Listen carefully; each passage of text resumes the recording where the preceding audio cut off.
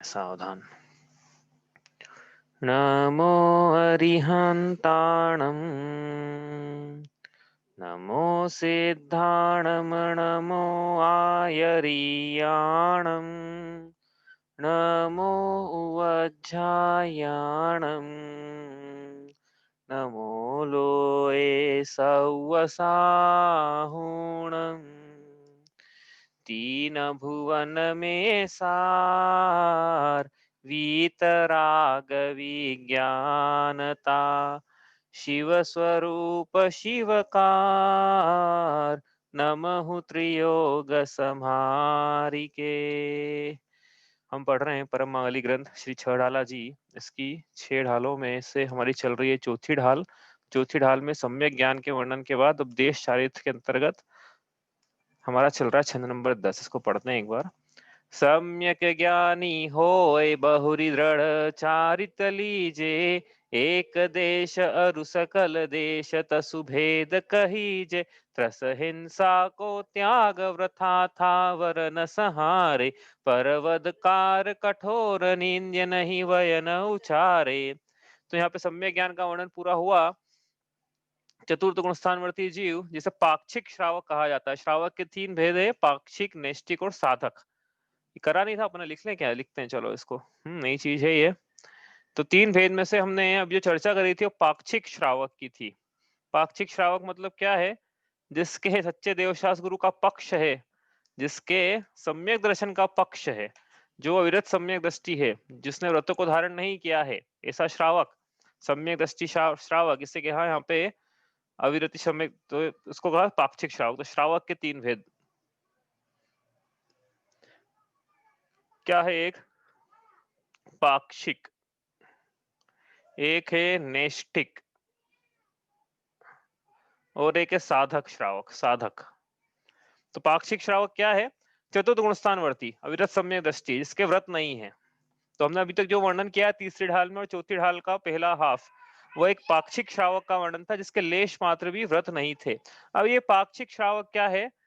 प्रतिमा अंगीकार करवाई थी कल इसको पहली हम लोगों ने। तो इसने पहली प्रतिमा जैसे अंगीकार करी, अब ये व्रती हो गया है। इसके दो, अब जब भी बोलेंगे ना पहली प्रतिमा, तो आप समझ लेना 2 कछाय चौकड़ी का अभाव है उसके। हाँ, द्रव्य लिंग की बात करना ही नहीं है यहाँ पे, हम मतलब भावलिंग की बात करेंगे हमेशा। मुनिराजों की चर्चा भी होगी तो भावलिंग की ही होगी, अनलेस हम अलग से बोले कि द्रव्यलिंगी मुनिराज हैं। ठीक है। तो नैष्टिक श्रावक के मतलब, वृत्ति श्रावक के मतलब 2 कछाय चौकड़ी का अभाव है। इसका मतलब पंचम गुण स्थान वर्ती है, संयमा संयम है, देश संयम है, देश व्रत है, पंचम गुण स्थान है। पहली प्रतिमा से लेके 11वीं प्रतिमा तक कुछ भी प्रतिमा हो सकती है। ठीक है, ऐसा है ये। गृहस्थ है लेकिन मध्यम अंतरात्मा है, ऐसा है नैष्टिक श्रावक। और साधक श्रावक कौन है? कि सम्यक दृष्टि तो ये भी है, लेकिन ये इसका समाधि मरण चल रहा है अभी, उसको बोलते हैं साधक श्रावक, जो समझो कि समाधि की साधना कर रहा है। तो इस प्रकार से पाक्षिक श्रावक का वर्णन होने के बाद अब नैष्टिक श्रावक का वर्णन हमने शुरू किया था यहाँ पे।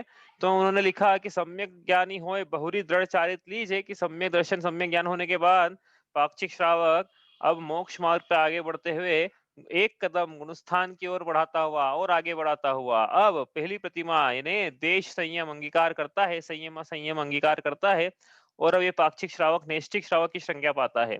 ठीक है। तो सम्यक ज्ञानी होए बहुरी दृढ़ चारित लीजे, इसके हमने भेद किए, तो एक देश और सकल देश तसु भेद कहीजे।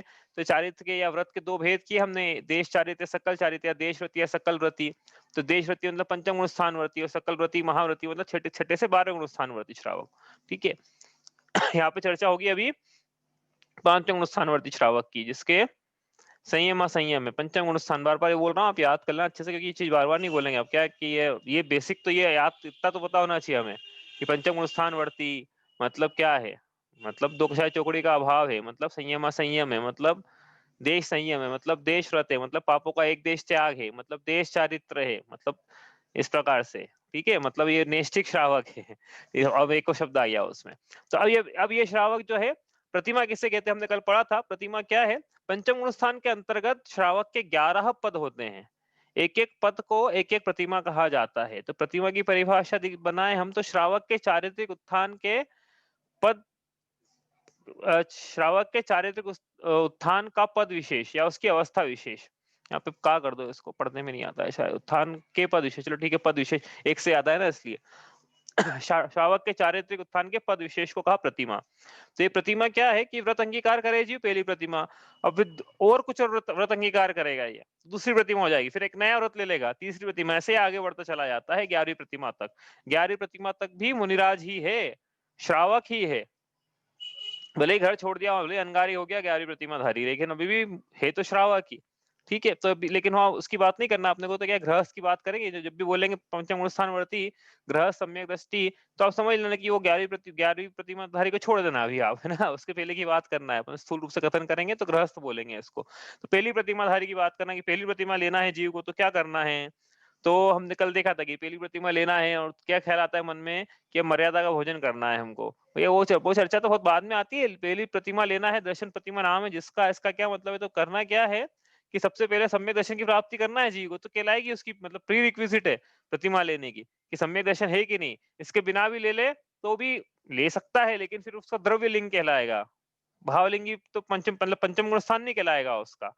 क्या मतलब है कि बहिरंग में यदि पापों का एक देश त्याग कर ले और अंतरंग में दो कषाय चौकड़ी का यदि अभाव नहीं हो, तो उसके पांचवा गुण स्थान नहीं कहलाएगा। भले उसकी पहली प्रतिमा कह लो आप द्रव्यलिंगी, भावलिंगी नहीं कहलाएगा प्रतिमाधारी को। ठीक है, तो पहली शर्त तो यही कि सम्यक दर्शन से शुद्ध हो वो। दूसरा, पंच परमेष्टि उसको शरणभूत लगे, संसार में और कहीं सुख नजर नहीं आए, कहीं शरण नजर नहीं आए, धन में, परिग्रह में, संसार में, परिजनों में, यहाँ कहीं शरणभूत न लगे, आत्मा ही शरणभूत लगे, पंच परमेष्टि शरणभूत लगे। तीसरा, सम्यक दृष्टि जीव होता है तो उसके जीवन से वैराग्य झलकता है। मतलब क्या होता है कि उसके संसार शरीर भोगों से उदासीनता के परिणाम होते हैं। यद्यपि वो संसार में रहता तो है, लेकिन वो आसक्ति पूर्वक नहीं रहता है, शरीर में आसक्त नहीं है, भोगों को भोगता हुआ भी भोगों से विरत है, आसक्त नहीं है। जैसे तीव्र जर से मनुष्य पुरुष, तीव्र जर से पीड़ित मनुष्य कड़वी औषधि का भी सेवन करे प्रीति पूर्वक, तो भी अंतरंग में श्रद्धा रखता है कि ये कड़वी औषधि कब छूटे और कब मेरा बुखार ठीक हो। उसी प्रकार यद्यपि ये भोगों को भोगता हुआ दिखे भी आपको, पहली प्रतिमाधारी रसगुल्ला खाता हुआ दिखे भी, तो भी इसकी भोगों में रुचि वैसी नहीं है जैसी मिथ्या दृष्टि की होती है। तो ये भोगों से उदासीन रहता है। ठीक है, आगे चले। इसका प्रतिमा इसलिए नहीं ली इसने कि लोगों को बताना कि मेरी पहली प्रतिमा है, देखो तो मुझे आप अलग से सम्मान दो, ऐसा नहीं है। इसके तो उदासीनता के परिणाम में इसलिए इसने प्रतिमा के अंगीकार किया। अब चौथा इंपॉर्टेंट पॉइंट है यहाँ पे कि पहली प्रतिमा लेने के लिए क्या करना है कि वो जो श्रावक है वो जिन पथ का पथिक हो, इसका क्या मतलब है। इसके मतलब हमने लिखे थे कि सात तत्वों का सात व्यसनों का त्यागी तो पहले ही हो गया था, लेकिन यहाँ पे लिख दिया उसको for the sake of completeness कि ये सब ये भी नहीं पाए जाते हैं। ये तो एक सामान्य श्रावक के भी नहीं पाया जाता। अच्छा, अपन ने देखा था कि ये सात व्यसनों के नाम क्या वो रह गए थे अपने, हालांकि पहली ढाल में थोड़ा सा अपन ने करा था। कब करा था इसमें, जब सात नरक की सात पृथ्वियां बताई थी ना, तो ऐसा बताया था कि ये सात व्यसन उन नरक की सात पृथ्वियों के सात एजेंट है, इनका काम है पकड़ पकड़ के लाओ लोगों को नरक में। तो ये नरक के एजेंट है, ये सात व्यसन जो मध्य लोगों में पाए जाते हैं। क्या है ये सात व्यसनों के नाम। हाँ, ये सबको पता होगा वैसे, आगे फिर भी एक बार for the sake of writing अपन लिख लेते हैं ताकि कंप्लीट हो जाएगा अपना विषय। क्या है, चोरी, शिकार, सात प्रकार के व्यसन, जुआ, मद्य, मांस का सेवन, हाँ एक दिन मद्य सेवन, मांस सेवन, जुआ खेलना, चोरी करना, शिकार करना, ये सब लगाते हैं ना साथ में। कुत्ते को पांच हो गए ना। छह, पर स्त्री गमन, और आठ सातवां वेश्यारमन। ये क्या है, सात प्रकार के व्यसन है। एक्सप्लेन करने की जरूरत नहीं है, थोड़ा जहाँ पे एक्सप्लेनेशन लगेगा अपन वहाँ करेंगे इसको क्या होता है ये सब, क्योंकि ये सब आने वाली है। मतलब हिंसा, झूठ, चोरी में सब ये चीजें आने वाली, कुशील में आने वाली सब चीजें। तो ये सात व्यसनों का त्याग ही है, इसको ऐसे व्यसन नहीं पाए जाते हैं। ये तो हो गया था सामान्य रूप से श्रावक। अब आगे बढ़े, देखो बात तो आज यहाँ करनी है अपने को, आठ मूल गुण का धारी है ये। हाँ, ये बात करना है आज अपने को, आज का प्रसंग यहाँ से शुरू होता है। इसको अब क्या है, आठ मूल गुण लेगा तो इसकी पहली प्रतिमा हो जाएगी। ठीक है, अब आप बोलोगे ऐसा कैसे, ऐसे कैसे हो जाएगी आठ, क्योंकि हमने आठ मूल गुण की क्या परिभाषा पढ़ी है, क्या पढ़ी, आठ मूल गुण कौन से होते हैं। आठ मूल गुण अपन ये पूछे, श्रावक के आठ मूल गुण होते हैं भैया। जैसे मुनिराज के 28 मूल गुण होते हैं, आचार्य के 36 होते हैं, उपाध्याय के 25 होते हैं, वैसे श्रावक के 8 मूल गुण होते हैं। कौन कौन से होते हैं। 5 पापों का त्याग, अच्छा देखो अपन ने तो कुछ और पढ़ा है। हाँ हाँ, ये बात आ गई है, लेकिन अपन ने पढ़ा कुछ और था। पढ़ा क्या था अपन ने?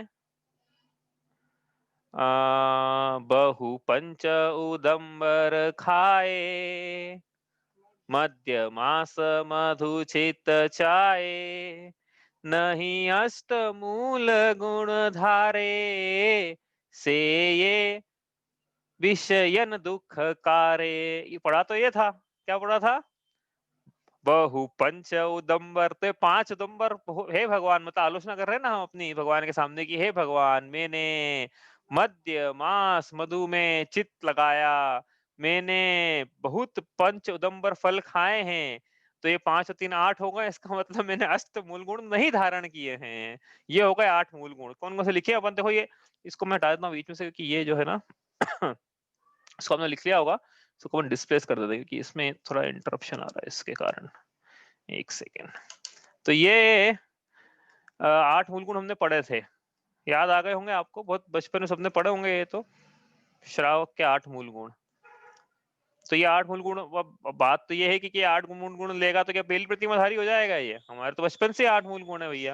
हमारी मम्मी ने तो पहले हमको दे दिया था बचपन में ही, दिए थे कि नहीं दिए थे? हैं? देवदर्शन के समय कि ऐसा ऐसा नहीं करेगा। हाँ, बाद में हमने भी लिए होंगे, कभी लिए हो तो। क्या थे? तो क्या है मूल गुण भैया? 8 मूल गुण लिखे अपन यहाँ पे।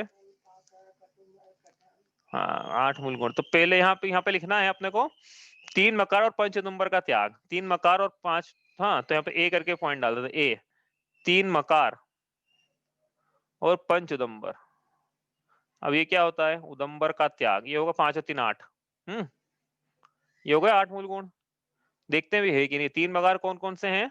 मध्य मास मधु, और 5 नंबर फल है कौन कौन से?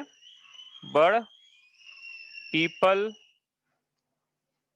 पाकर, ऊमर, कटूमर। ठीक है, ये होंगे। अभी पूछना मत कौन कौन से फल है भैया, हो मेरे से बिल्कुल मत पूछना। बड़ो पीपल का तो फिर भी शायद मैंने देखा है, लेकिन ये पाकर उमर कटुमर तो मैंने देखा नहीं है। आपने देखा हो तो अच्छी बात है, नहीं देखा तो कुछ चिंता नहीं, हम इसे नहीं खाते हैं। इनका त्याग करना है, मतलब क्या? मध्य का त्याग, मांस का त्याग, मधु का त्याग, बड़ का त्याग, पीपल का त्याग, ये 5 फल का त्याग। 5 फल के नाम है ये, बड़ का फल, पीपल का फल, पाकर, उमर, कटुमर का फल। ठीक है ना? ये तो सबने पढ़े होंगे, नहीं आपको ये तो पूछ लेना। अब अपन देखिए कि पहले देखो, ये 8 मूल गुण अभी है ना, इसका मतलब क्लास छोड़ के मत चले आना आप, क्योंकि ये इसका नहीं कि इसका त्याग करा तो पहली प्रतिमा हो जाएगी हो। ये तो अपन स्टार्टिंग से चल रहे हैं पहली चीज से, अभी तो आगे बढ़ना पड़ेगा, इससे तो आएगी पहली प्रतिमा, तो एंड में आएगी। ठीक है, तो अभी क्या है, अपन तो इसको समझते हैं मध्य मास मधु का क्यों त्याग किया जाता है। ये तो क्या है, सिखाने वाली बात है ही नहीं, सबका त्याग वैसे ही रहता है। पर क्या है कि चारित्र की चर्चा आई नहीं छड़ाला में अभी तक, अब कर ही रहे हैं तो शुरू से कर लेते हैं, स्टार्टिंग से ही, हाँ, ताकि एक कंप्लीटनेस हो जाएगी कि आपको ये लगे कि भैया तो चर्चा ही नहीं है, चारित्र की कहीं बात ही नहीं है आपकी। हाँ, तो मद्य का त्याग, हाँ, मद्य से शुरू करें अपन। मद्य का त्याग क्यों करना चाहिए? मद्य मद्य मद्य में मतलब मदिरा में, मदिरा पीने में क्या बुराई है? प्रश्न ये है कि एक श्रावक को, अरे भाई प्रतिमाधारी छोड़ो, सम्यक दृष्टि छोड़ो, अरे जैन कुल में पैदा हुआ श्रावक है, वैसे तो किसी को भी नहीं करना चाहिए, लेकिन जैन कुल में पैदा हुआ है, तो उसके मदिरा का त्याग क्यों होना चाहिए जन्म से? ये प्रश्न है। तो उसका उत्तर सबको पता होगा भैया, आपने पढ़ा होगा, इसलिए मैं ज्यादा पूछता नहीं हूँ आपसे। मदिरा को बनाने का जो प्रोसेस है वो ऐसा है कि फलों को, फूलों को, रस को और पता नहीं किस किस चीज को सड़ा सड़ा के फर्मेंटेशन कर करके मदिरा को बनाया जाता है। तो फर्मेंटेशन का प्रोसेस अपने आप में ही अनेक त्रस्जियों की इसमें उत्पत्ति होती है।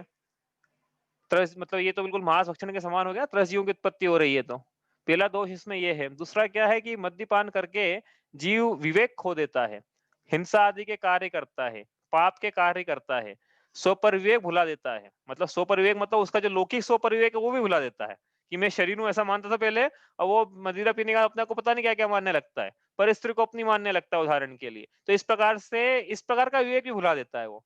तो पहले ही मोह को मदिरा बोल के आ चुके हैं, क्या वो मदिरा कम थी कि ये और अलग से मदिरा पान करने की जरूरत पड़ेगी? मोह महा मद पियो अनादि। तो इस प्रकार से ये मोह के मतलब मोह की मदिरा उतारने की बात कर रहे हैं, अलग से मद्यपान करने की तो कोई बात ही नहीं है। ठीक है, इस प्रकार से ये मद्यपान का त्याग रहता है। किसको? एक, यदि अपने आप को कोई व्यक्ति जैन कह रहा है तो उस जैनी को, हाँ, यदि ये नहीं है तो वो जैन नहीं है। इसका मतलब कुल कुल भले उसका जैन है, जैन कुल में जन्म ले लिया उसने, लेकिन कुलाचार की अपेक्षा जैन नहीं है। दूसरा बात करें अपन, अपने फटाफट करना है ये विषय। अब ये चंडालुओं के विषय ऐसे कि बहुत लंबे लंबे जाते हैं, तो आपको कोई प्रश्न तो आप पूछ लेना, वरना अपन तो क्या है, जहाँ विषय विषय आसान लगेगा अपन थोड़ा तेज चलेंगे, मतलब फास्ट चलेंगे थोड़ा सा। अब मांस, मांस का त्याग क्यों किया जाता है? अब ये अब सही बताऊं, मैं किसी ने एक प्रश्न पूछा था मेरे से ये द्वारका मंदिर में, कि मांस के भक्षण में क्या दोष है? ये प्रश्न पूछा था एक जैन व्यक्ति ने मेरे से, क्लास में छड़ाली पढ़ रहा था हम उस समय। तो वो हो सकता है वही, वो आर्मी में थे तो उनको थोड़ा सा देखा होगा उन्होंने, पता नहीं क्या है ऐसा। तो उन्होंने पूछा कि भाई तो क्या प्रश्न दे सकते हैं मतलब लोगों के, जैनियों के, मांस भक्षण में क्या दोष है? तो ये ऐसा है कि मांस, मांस मतलब क्या है, त्रसजीव का घात किया, है ना? तो एक त्रसजीव का घात तो हुआ उसमें, जैसे कोई भी अरे मुर्गा ही है यदि, तो एक मुर्गा जो जीव था उसका तो घात हो ही गया, बात तो पक्की है। अब कोई ये प्रश्न पूछता है यहाँ पे, क्या एक का ही घात है क्या? एक त्रसजीव का, तो एक त्रसजीव का ही घात है क्या? तो ऐसे तो हम कितने घात कर लेते, पानी पीने में ये हो जाता है वो हो जाता है, तो एक त्रसजीव के घात में इतना क्यों हवा बना रहे हो आप? तो सुनो भैया, मांस के आश्रय से, मांस के आश्रय से लगातार सम्मूर्छन त्रस जीवों की उत्पत्ति होती ही रहती है। अब सम्मूर्छन जीव क्या होते हैं, ये प्रश्न आ गया, ये अपना विषय नहीं है, ज्यादा लेंगे नहीं इसको। 3 प्रकार के जन्म होते हैं, गर्भज, औपपादिक और सम्मूर्छन। गर्भज जन्म हमको पता है, हमारा सबका गर्भज जन्म हुआ है। देवनारकियों के औपपादिक जन्म होते हैं, बिना माता पिता के संयोग के उपपाद शैया पे देवों का जन्म होता है, और बिना माता पिता के संयोग से मधुमक्खी के छत्ते ऐसे आकार रहता है, उसमें नारकियों का जन्म होता है। तो ऐसे दूसरा टाइप का जन्म है। तो गर्भ जन्म में माता पिता का संयोग चाहिए, हाँ, तो गर्भ जन्म। सम्मूर्छन जन्म, ये भी बिना माता पिता के संयोग के होता है, लेकिन ये कहीं भी मतलब जहां भी इसके योनि क्षेत्र है, योनि स्थानों पर सम्मूर्छन जीवों का उत्पत्ति हो जाती है।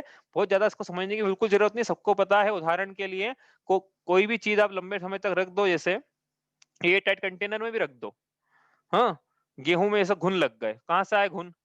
अब 1 साल बाद लगना शुरू है, तो क्या 1 साल तक वो गेहूं में अंडा, मान लो अंडा होता तो क्या पड़ा रहता था क्या अंडा? या हवा में अंडे फैले हुए हैं, तो एयर टाइट में रखो तो भी कैसे लग जाएगा? इसका क्या मतलब है कि योनि स्थान जैसे ही मिला वैसे ही अपने आप से, बिना माता पिता के संयोग से, बिना अंडे के, बिना किसी भी चीज के, जो जीव है वहां पे आया, अपने शरीर के योग्य वर्गणाओं को ग्रहण किया, अपने शरीर का निर्माण किया, और वो शरीर बस बन गया उसका। इस प्रकार के जो जन्म को सम्मूर्छन जन्म कहते हैं, चारों ओर से जोड़कर ग्रहण करके शरीर बनाना। तो ये सम्मूर्छन जीव जो हैं, यह मांस में लगातार उत्पन्न होते रहते हैं, ये त्रस जीव हैं। सम्मूर्छन जो जीव हैं सब त्रस, मतलब सब त्रस नहीं है, लेकिन यहाँ जो मांस में उत्पन्न हो रहे हैं वो त्रस कायिक हैं। और त्रस किसको कहते हैं पढ़कर आ गए थे हम पहले ही, वापस पढ़ेंगे अभी आने वाली पंक्ति उसमें। तो ये एक ही नहीं है, तो अनेक सम्मूर्छन जीवों की घात का, त्रस जीवों के घात का दोष है मांस भक्षण में। ठीक है, इतना समझ में आ गया? कोई पूछना तो एक एक तो वो नहीं है जिसको मारा था, उसके अलावा जो लगातार सम्मूर्छन जीव उत्पन्न हो रहे हैं उसमें, उन सबके भी घात का दोष है मांस भक्षण में, त्रस जीवों के घात का। और अब सुनो, एक एक त्रस जीव, हम जो हमारा शरीर ना औदारिक है, त्रस जीवों का भी शरीर जो उत्पन्न हो रहा है तिर्यंज, उनका भी औदारिक शरीर है। यदि परम औदारिक शरीर न होता है, मतलब औदारिक में भी 2 भेद है, औदारिक मतलब जैसे अरिहंत भगवान है, परम औदारिक शरीर है उनका, लेकिन उनके अलावा जो शरीर है, मतलब हमारा ये शरीर, आपका और मेरा, ये त्रियंचों का जो शरीर है, इस एक एक शरीर में ये सब शरीर जो है ये सब सप्रतिष्ठित शरीर। अब सप्रतिष्ठित क्या होता है? सप्रतिष्ठित मतलब ऐसा शरीर जिसके आश्रय से अन्य निगोदिया जीव रहते हैं, वैसे शरीर को सप्रतिष्ठित शरीर कहते हैं। तो हमारा शरीर औदारी के सप्रतिष्ठित है। ये जो मांस में त्रस जीव पड़े, सम्मूर्छन, ये सब सप्रतिष्ठित है इनके शरीर। तो एक एक शरीर के आश्रय से, एक एक शरीर के आश्रय से अनंत अनंत निगोदिया जीव रहते हैं। इसलिए किसका किस किसका घात हुआ मांस भक्षण में, बताओ? इसमें एक मांस के टुकड़े में किस किसका घात हुआ? वो जो शरीर जिसका मारा था वो तो ठीक था, उसके अलावा असंख्य जो है उसमें त्रस जीव पड़ गए, और एक एक त्रस जीव में अनंत अनंत क्या है, निगोदिया जीव पड़ गए। सबका घात है मांस भक्षण में। ठीक है, आगे चले? ये तो आसान था भाई, हमको मेरे को ऐसा लगता है कि सबको पता ही होगा ये, इसलिए मैं आगे चल रहा हूँ। ये सब विषय लेना है अपने को पूरा। मधु, मधु का त्याग क्यों रहता है? आपको नहीं ऐसा ऐसा लगे कि भैया हमको हमको तो डिटेल में बताओ, तो आप मतलब पूछ लेना कोई प्रश्न हो तो। ऐसा नहीं है कि सबको पता ही हो या सबको याद ही हो। और मधु का त्याग, मधु मतलब शहद, शहद का त्याग क्यों रहता है जैन श्रावक को? शहद बनाने की जो विधि है, पहले तो क्या है, मधुमक्खी के छत्ते को तोड़ना पड़ता है। अब कोई बोले कि नहीं आजकल तो क्या है, उसका बोलते हैं भूल गया मैं, पोल्ट्री फार्म्स होते हैं ना, जहाँ पे मधुमक्खी के शहद को, नाम रहता है उसका, पॉलिनेशन करते हैं यहाँ पे, भूल गया मैं उसका क्या बोलते हैं। तो वो मधुमक्खी के छत्ते अब क्या है कि ऐसे होने लग गए। तो लोग बोले कि नहीं आजकल तो ऐसे, तो सुनो भाई, ऐसा है कि शहद जो है, शहद क्या है कि ये फूलों से निकालती है मधुमक्खी। अब जब यहाँ से निकली अपने छत्ते से और फूल पे गई, तो कोई बाल्टी लेके तो जाएगी नहीं अपने साथ में, या कोई जेबें तो रहती नहीं है उसकी कि फूलों से रस निकाल लूं अपनी जेब में डाल दूं, या बाल्टी में भर लूं और बाल्टी लाके अपने छत्ते में उड़ेल लूं, ऐसा तो नहीं है। तो काहे मिलाती फिर ये शहद भर भर के? अरे भाई फूल से निकाला रस, वही शहद है, वो कहाँ काहे मिलाई? वो अपने मुंह में भर के लाती है। अब वो मुंह की उगाल है, शहद जो है वो मुंह की उगाल है। अब मुंह की उगाल खाने योग्य पदार्थ है क्या? कोई बोले नहीं है मुंह की उगाल ही ना, कोई और तो कुछ दिक्कत नहीं है इसमें। तो सुनो आगे कि भैया ये जो है, एक तो तरीका बताया आपको शहद बनाने का कैसा रहता है, मधुमक्खी के छत्ते को तोड़ के, और बहुत सारी मधुमक्खियां जल जाती है उसमें, और फिर पता नहीं क्या क्या वो सब केमिकल में सब कुछ, बहुत कुछ होने लग गया आजकल तो। अब इसके अलावा भी मधुमक्खी का जो छत्ता रहता है, ये शहद रहता है, इस शहद में मधुमक्खी के अंडे रहते हैं। वो अंडे तो त्रसी है ना भाई, वो अंडा में से ना तो अभक्षी है। तो इस प्रकार से मधु भी जो है ये खाने योग्य नहीं है। आपको कुछ और भी पता हो तो आप जरूर बताना मुझे, हाँ, कि ये पॉइंट छूट गया, मधु में ये भी, मध्य मास मधु में ये भी दोष है खाने में, आपको लगे तो आप बताना। आगे चले यहाँ से। अब ये जो 5 फल हैं, इनके नाम भी भले सुने भी हों लेकिन देखे देखने भी नहीं आए ये क्या है, इनमें क्या दिक्कत है। तो भैया ये जितने भी फल लिखे ना, बड़का फल, पीपल, पाकर, उमर, कटुमर, इनमें त्रस कायिक जीव पाए जाते हैं, त्रस जीव पाए जाते हैं। एक वीडियो भी आया था काफी टाइम पहले, अंजीर को खोलते हुए बताया था एक ने, तो अंजीर को जैसे खोला वैसे उसमें ऐसे जीव निकले, ऐसे इतने निकल गए, बिल्कुल देखते रह जाओ, इतने जीव निकले उसमें से। तो ये सब में क्या है, त्रस जीव रहते हैं, इसलिए इनको खाने में त्रस जीवों के घात का दोष है, इसलिए ये 5 नंबर फल जैन कुल के व्यक्ति को इन 8 मूल गुणों का धारण करना ही चाहिए कि मध्य मास मधु, बड़ पीपल, पागल, उमर, कटुमर, ऐसे पदार्थों का त्याग रहता है। किसको? जैन कुल में उत्पन्न हो गया, तो विषम्य दृष्टि की तो बात ही नहीं करी। अब ये तो हुए 8 प्रकार के मूल गुण, ठीक है। अब अन्य प्रकार से 8 मूल प्रकार के मूल गुण का वर्णन भी मिलता है, अपन वो भी देखते हैं कि ये तो एक प्रकार से वर्णन है, ये लिखा था ना इसने, वहां पे अब भी लिखते हैं कि अन्य शास्त्रों में अन्य 8 प्रकार से मूल गुणों का वर्णन लिखा है। तो वो कैसा है? तो वो भी बड़ा आसान है, देखो उसमें क्या है, पंच उदंबर त्याग एक हो जाएगा, ये सबको एक ही में कर लो, पंच उदंबर त्याग, ये हो गया एक। दूसरा मध्य, तीसरा मास, चौथा मधु, इसका त्याग। ये तो कॉमन हो गया ऊपर से लेके नीचे तक, ये 4 इतने तो कॉमन हो गए, मतलब 8 के 4 कर दिए, तो 4 नए आएंगे इसका मतलब। तो 4 नए कौन कौन से आएंगे, आपने सुना होगा बहुत बार। अब देखो बात कहाँ आ रही है अपनी, 3.5 ढाल होगी, उसके बाद अब बोलेंगे पानी छान के पीना, अब बोल रहे हैं। पांचवा, हाँ, जैन कुल के श्रावक को अनछने पानी का त्याग होता है, अनछने पानी का त्याग, ठीक है, ये मूल गुण है। छठा, अभी तक बताया ही नहीं कि रात्रि भोजन त्याग करना है, 3.5 ढाल हो गई, आज बोल रहे हैं अब रात्रि भोजन त्याग, कुल की मर्यादा है तो भोजन का त्याग, ठीक है। अगला 7वां, नित्य देव दर्शन, और 8वां है जीव दया, परिणामों में अनुकंपा रहती है उसके, प्राणी मात्र के प्रति मैत्री के भाव रहते हैं, दया के भाव, करुणा के भाव। तो इस प्रकार से ये हुए 8 मूल गुण, 4 तो कॉमन है। अब अनछने पानी का त्याग 5वां, 4 तो अपन ने कर लिया ऊपर, 5वें से शुरू करते हैं अपन। अनछने पानी का त्याग क्यों करना चाहिए अनछने, ये अपन ने पढ़ा था, कहाँ पढ़ा था, जब अपन ने पढ़े थे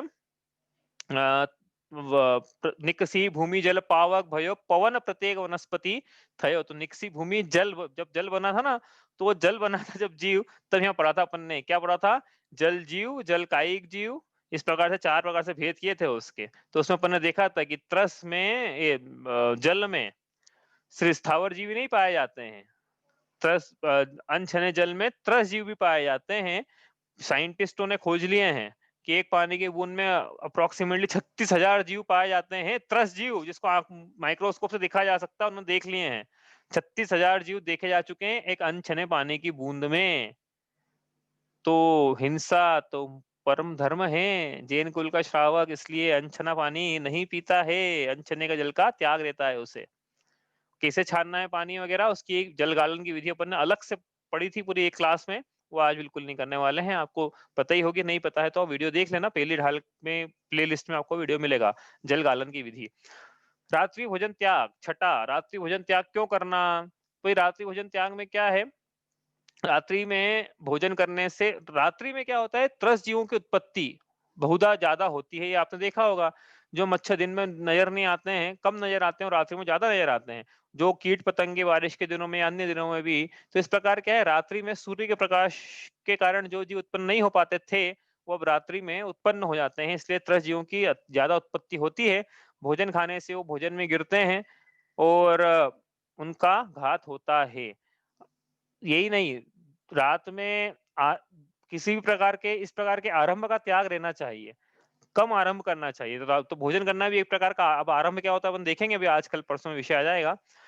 अग्नि जलाना भी एक प्रकार का आरंभ है। रात में भोजन पकाया जा रहा है तो अग्नि संबंधी आरंभ हो रहा है, अग्नि में त्रस्त जीव आके मर रहे हैं।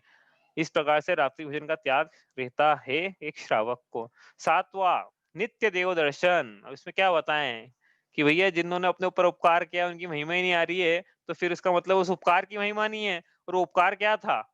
उपकार तो ये था ना कि मैं आत्मा हूं, मैं जीव हूं, ये बताया, मतलब वो मैं जीव हूं इसकी महिमा नहीं है, तो उसको स्वपर भेद विज्ञान नहीं है, तो उसको समीचीनता नहीं है ज्ञान की। इसलिए क्या है कि जिसने अपने ऊपर उपकार किया उसकी महिमा आए बिना रहे नहीं जीव को, और देव दर्शन करे बिना इसका मन लगे नहीं। तुम बिन में व्याकुल भयो, जैसे जल बिन मीन, जन्म जरा मेरी हरो, ऐसा भाव आए बिना रहे नहीं जीव के। नित्य देव के दर्शन के बिना तो उसका मन ही नहीं लगे। इसलिए नित्य देव दर्शन ये श्रावक का मूल गुण है। और जीव दया, अनुकंपा प्राणी मात्र से पे अहिंसा के परिणाम, ये है जीव। इस प्रकार से 8 प्रकार के मूल गुण रहते हैं एक श्रावक के। रहते हैं कि नहीं रहते हैं, अपने देख लेना भैया, अपने क्या क्या है इसमें से जो नी है वो हम भाई पुरुषार्थ तो करें, जितना कर सकते हैं उतना तो करें। बार बार चारित्र में तो यही बोला जाएगा कि देखो उपदेश तो क्या है, पहले भी बताया था एक बार कि उपदेश जो है वो तो ऊंचा दिया जाएगा, लेकिन पालन तो हम अपनी योग्यता के अनुसार कर सकते हैं, जितना उतना करना चाहिए। इसमें शिथिलता नहीं कि ये नहीं, ये नहीं, ये नहीं। हाँ, अभी वो देखेंगे और आगे चारित्र में क्या कैसे कैसे क्या क्या नहीं कर सकते, तो नहीं कर उसको क्या करें फिर उसका वो देखेंगे अपन, लेकिन जितना कर सकते हैं इनमें से उतना तो करना ही चाहिए। ऐसा क्या है इसमें जो नहीं किया जा सकता है? अब सोचना, विचार करना, सब किया जा सकता है, ये तो बड़ा आसान है, बड़ा आसान है। चलो आगे चले यहाँ से। तो ये हो गए। अब क्या अपन पढ़ क्या रहे थे, वैसे अपन पढ़ रहे थे पहली प्रतिमा। पहली प्रतिमा के लिए जीव को क्या करना है? तो हो गई क्या पहली प्रतिमा? इतना सब कर लिया उसने, तो बताओ हो गई क्या उसकी पहली प्रतिमा? है? अभी नहीं हुई है अभी नहीं हुई है। बहिरंग में भी नहीं हुई है, अंतरंग में दो कुशा चौकड़ी के भाव रूप की बात ही करेंगे नहीं अब वापस से, लेकिन बहिरंग में भी नहीं हुई है। ये तो उसकी प्री रिक्विजिट है। अरे ये तो भैया जैन कुल की मर्यादा है, श्रावक कुल की मर्यादा है। एक सम्यक दृष्टि का जीवन कैसा होता है, अविरत सम्यक दृष्टि का, उसकी बात करिए अभी तक तो। हाँ, अभी तो पहली प्रतिमाधारी पंचम स्थानवर्ती नैष्ठिक श्रावक की तो बात अभी तक आई नहीं है इसमें, क्योंकि पापों का प्रतिज्ञा पूर्वक त्याग करना था ना। कहाँ हुआ प्रतिज्ञा पूर्वक त्याग? हुआ ही नहीं अभी तो आप बोलोगे कहीं तो है प्रतिज्ञा यहाँ पे। कोई बोलेगा देखो रात्रि भोजन क्या है, इसमें हिंसा होती है, प्रतिज्ञा पूर्वक त्याग करा हमने अनछने का, प्रतिज्ञा पूर्वक त्याग। इसी प्रकार मध्य मास तो हिंसा का, झूठ का, चोरी का, इसमें गर्भित कर लो आप। चोरी का है, कुशील का है, तो हुआ ना फिर। तो ये ऐसे नहीं है, ये जो लिखा है ना यहाँ पे, अब आप बोलोगे फिर ये भी त्याग है, इसको व्रत की संज्ञा क्यों नहीं है? ये भी तो नियम है जो कि यम पूर्वक लिए हैं आजीवन। जैसे उदाहरण के लिए आजीवन के लिए रात्रि भोजन का त्याग किया, तो ये व्रत हुआ कि नहीं? हाँ, पापों का एक देश त्याग प्रतिज्ञा पूर्वक किया ना, तो व्रत हुआ कि नहीं है? कि भैया ये कोई व्रत नहीं है, रात्रि भोजन त्याग करना कोई व्रत नहीं है। ये तो ऐसी बात है कि कोई बोले कि मैं तो सिर्फ अपनी स्त्री के ही सेवन करूंगा, दूसरे का तो भैया ये कि ये तो कूलाचार है। तो तुम मतलब करना क्या चाहते थे तुम? हैं ये ऐसी बात हो जाएगी, तुम क्या करना क्या चाहते थे? तो हम बोल रहे हो कि मैं अपनी स्वदार संतोष व्रत रखूंगा, ये तो भी है ही ना। हो तो शादी के समय दिया जाता है, ये तुम बाय डिफॉल्ट है, इसमें अलग से क्या किया तुमने? बात ये है। तो ये जो लिखा है यहाँ पे, लिस्ट बनी है ना यहाँ पे, कि एक जैन कुल में जन्मा व्यक्ति 7 व्यसनों का त्यागी होता है। तीन मकार का त्यागी है, पांच उदुम्बर का त्यागी है, और अनछने जल का त्यागी है, रात्रि भोजन का त्यागी है, और उसके जीवन में नित्य देव दर्शन और जीव दया पाई जाती है। ये तो जैनियों का कुलाचार है, ये कोई व्रत नहीं है, ये जैनियों का सदाचार है, ये तो करना ही है। यदि अपने नाम के पीछे जैन सरनेम लगाना है बड़े चाव से, तो ये तो करना ही था। अब ये नहीं कर रहे और बोले हम जैन है, तो फिर काहे के जैन भैया? अभी समझे ही नहीं जैनिज्म क्या होता है। जैन कुल में पैदा हुए हैं तो उसकी कुलाचार, मर्यादा, सदाचार, उसको पालन तो करे। तो ये तो जैनियों का कुलाचार है। अभी तो व्रतों की तो बात अब आएगी। अभी तो समझ लो आप, सम्यक दृष्टि श्रावक की बात चल रही थी। अभी तो जैन कुल में जन्मे मिथ्या दृष्टि की बात चल रही थी कि उसको इतना तो विरासत में मिल गया था, उसको इतना उसकी दादी नानी से मिल गया था कि हमारी दादी नहीं खाती थी रात में, हमारी नानी नाना नहीं खाते थे रात में, इतना तो हमको ऐसे ही मिल गया। हमने ये तो हमारी मर्यादा है, ये तो कुल की। समझ में आ रही है ना? अनछने पानी का त्याग, रामाशा मंदिर में चाहते थे नाना नानी छानने के लिए, हाँ जीवानी करने के लिए, तो ऐसे ही मिल गया था ये तो हमको। अब क्या अलग से क्या करना है, अलग से क्या करना है वो देखते हैं अपन। तो ये हो गया ये देखो, ये 8 मूल गुण यहाँ हो गए, है ना? एक 8 मूल गुण यहाँ हो गए। अब एक एक प्रकार से और अलग प्रकार से 8 मूल गुण हैं। वो 8 मूल गुण यदि जीव धारण करेगा तो, और 2 कसाई चौकड़ी का भाव करेगा, तो अब हम कहेंगे कि ये पंचम स्थान में प्रवेश कर गया है, यह अब पहली प्रतिमाधारी हो गया है। तो वो कौन से 8 मूल गुण है? तो अपन सी करके लिखे वहां पे। अब वो 8 मूल गुण है, वो बड़ा आसान है भाई। आसान मतलब अभी लिखेंगे नाम, समझेंगे तो देख एक करके उनको। क्या है? तो 3 मकार तो इसमें भी आ जाएंगे। मध्य मास मधु का त्याग, मध्य मास मधु। आपको ऐसा लगेगा ओवरलैप है, लेकिन क्या अलग अलग प्रकार से व्याख्या है, अलग अलग आचार्यों में, अलग अलग ग्रंथों में उस प्रकार से व्याख्या है। तो मध्य मास मधु का त्याग, और साथ में क्या है? साथ में पापों के त्याग को व्रत कहते हैं, वो व्रत अंगीकार करना है इसको साथ में। पापों का, संपूर्ण पापों का या जीवन संपूर्ण त्याग, इसे महाव्रत कहते हैं। लेकिन यहाँ बात चल रही है नैष्ठिक श्रावक, गृहस्थ श्रावक, प्रतिमाधारी, पहली प्रतिमाधारी। तो यहाँ पे परिभाषा आएगी कि पापों के एक देश त्याग को हमने कहा था देश व्रत कहते हैं। उन्हीं देश व्रतों का दूसरा नाम है अणुव्रत। सुना होगा सबने, अणुव्रत। अणु का मतलब होता है छोटा, है ना? अणुव्रत। महा का मतलब होता है बड़ा, अणु का मतलब होता है छोटा, तो उसके छोटे व्रत हैं। तो बड़े व्रत किसके होते हैं भाई? जो पापों का पूरा त्याग कर रहे हैं उनके बड़े व्रत, महाव्रत जो मुनिराजों के होते हैं। ये इससे होगा, हो नहीं पाएगा ऐसा, यदि गृहस्थ है तो नहीं हो पाएगा। हाँ, वो महाव्रत लेना है तो दीक्षा लेना ही होगी। ऐसा नहीं हो सकता है कि मैं महाव्रत भी लूंगा और दीक्षा भी नहीं लूंगा, ऐसा हो ही नहीं सकता, संभव ही नहीं है। इसलिए इसको, ये गृहस्थ है, दीक्षा लेने का पुरुषार्थ नहीं जागा इसका, लेकिन इतना तो जाग गया कि गृहस्थ में लेके भी व्रतों को अंगीकार कर रहा है गृहस्थ अवस्था में भी। तो ये छोटे व्रतों को अंगीकार किया इसने, छोटे व्रतों को बोलते हैं अणुव्रत। तो व्रत किसे कहते हैं? पापों का एक देश त्याग। पाप कितने हैं? 5 हैं। हिंसा, झूठ, चोरी, कुशील, परिग्रह। तो पाप का एक देश त्याग। इसी प्रकार पाप का नहीं, हिंसा का एक देश त्याग। उसी प्रकार झूठ, चोरी, कुशील, परिग्रह का एक देश त्याग। तो टोटल 5 पाप हैं। तो 5 पापों का एक देश त्याग करा तो कितने व्रत बन गए? 5 अणुव्रत बन जाएंगे। तो इस प्रकार से मध्य मास मधु, यह इन तीनों का त्याग है भाई, त्याग लिख लेना हो त्याग और 5 अणुव्रत का धारण। अब बना है ये व्रती। आ गए ना व्रत? पापों का एक देश, पापों का त्याग को व्रत कहते हैं, परिभाषा यही थी। 5 अणुव्रत है, 5 पापों का एक देश त्याग करा इसने। अब ये बन गया है क्या? नैष्ठिक श्रावक सम्यक दृष्टि से, अविरत सम्यक दृष्टि से भी हो गया संयम, संयम, सम्यक दृष्टि, पांचों अनुष्ठान वर्ती श्रावक। ठीक है। अब आपका प्रश्न यहाँ से होगा कि 5 अणुव्रत क्या होते हैं, उनकी चर्चा अपन एक एक करके करेंगे अभी। वो आए चर्चा, इसके पहले यदि आपको इसमें कोई प्रश्न हो तो आप प्रश्न पूछ लीजिए, नहीं तो फिर अब क्या है, अब यहाँ से एक फिर नया वन ट्रैक चेंज करेंगे यहाँ से। ये तो एक बेसिक चर्या थी। देखो अपन, मैं एक आपको बात बताता हूँ। एक जैन कुल में व्यक्ति पैदा होता है ना, तो अपन जैन धर्म में क्या समझते हैं कि भाई अब जैन मतलब क्या? अपने किसी पूछो, जैसे हमारे, हमने एक बार में साउथ इंडियन थी हमारी कॉलेज में, उस कंपनी में, तो सोचा कि जैन तुम्हारी अंडरस्टैंडिंग क्या है जैनिज्म से? तो उसने बोला कि जैन जैन जो होते हैं वो एक छोटे से बैक्टीरिया का भी ध्यान रखते हैं, ख्याल रखते हैं, उसकी हिंसा नहीं करते हैं। ये उसकी अंडरस्टैंडिंग थी जैनिज्म की। ठीक है। आज हमसे भी कोई पूछता स्वाध्याय करने के पहले कि जैन धर्म मतलब क्या है, तो हम भी यही कहते हैं। अब एक बात समझना मैं क्या कहाँ ले जाना चाह रहा हूँ। जो हमारी अंडरस्टैंडिंग थी जैन धर्म को लेके, वो हमने पूरी एक आज की क्लास में खत्म कर दी, कवर कर ली, पूरी पूरी आ गई उसमें। जो हमारी अंडरस्टैंडिंग हुआ करती थी शास्त्र स्वाध्याय के पहले, देव दर्शन भी आ गया, रात्रि भोजन भी आ गया, अनशन जल का त्याग भी आ गया, जीव दया भी आ गई, हो गई। मध्यमास मधु का त्याग हो गया जैन धर्म, हो गया। इतना इतना ही था अपना, स्वाध्याय के पहले इतना ही था। मतलब हमने जो कवर किया है वो तो एक क्लास में, इसका चर्चा ही नहीं होगी इसकी। ये जो लिखा ना ऊपर, बस आज की क्लास में चर्चा हो गई इसकी, न पहले हुई थी न आगे होगी। जो हम समझ रहे, जिसको हम जैनिज्म समझ रहे थे, उसकी चर्चा सिर्फ एक क्लास में हो गई है। और 225 क्लासों में क्या चला फिर? भैया वो था जैनिज्म जो चला है, ये तो उसका 1/200वां हिस्सा था बस। समझ में आ रही है बात, क्या क्या कहना चाह रहे हैं? इस कहने का मतलब ये था कि जीव तत्व का चिंतन करे, तत्व का अभ्यास करे, उसके लिए 3.5 ढाल लगा दी हमने।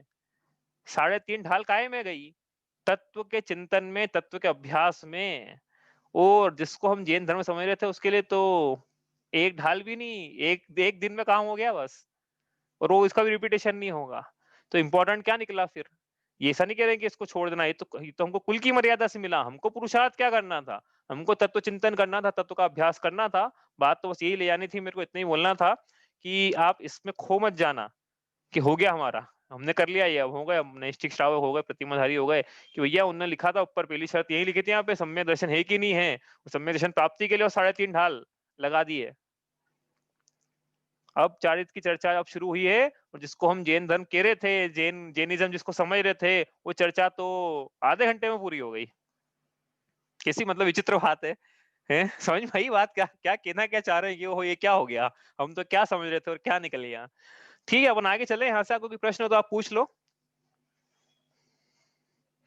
एक चीज पूछना थी, ये जो अपन ने बोला है कि ये अनछने पानी का त्याग, तो इसकी लिमिट मतलब अनुवृत्ति धारी के लिए या सम्यक दृष्टि के लिए, नैष्ठिक श्रावक और पाक्षिक श्रावक के लिए अलग अलग रहती है, या कुछ मतलब कोई बोलते हैं 2 घंटे से ही छानना चाहिए या एक बार छानना चाहिए, तो अलग अलग के लिए अलग अलग रहती है क्या?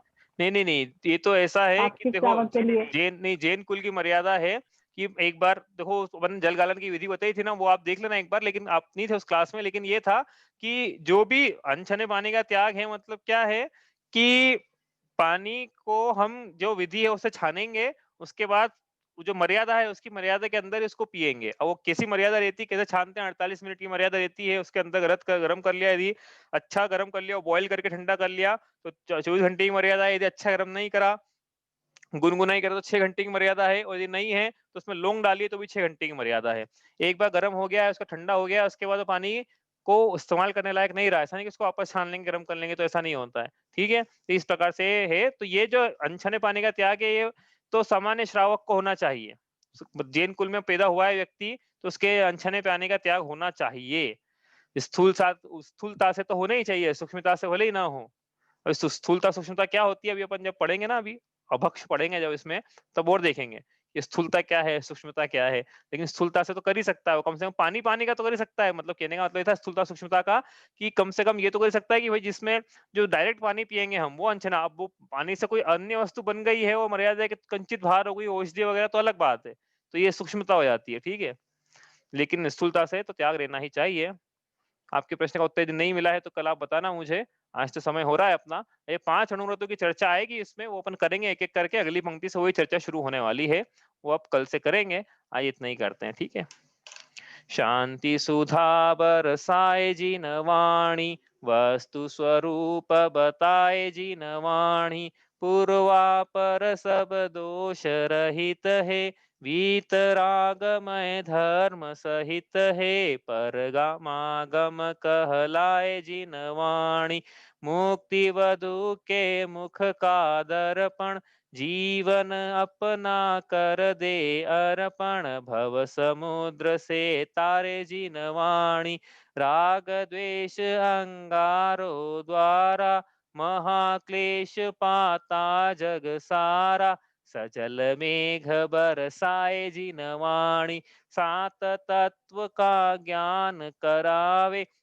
अचल विमल निज पद दर्शावे, सुख सागर लहराए जिन वाणी। जा वाणी के ज्ञान ते सूझे लोकालोक, सो वाणी मस्तक नमो सदा देत हूँ धोख।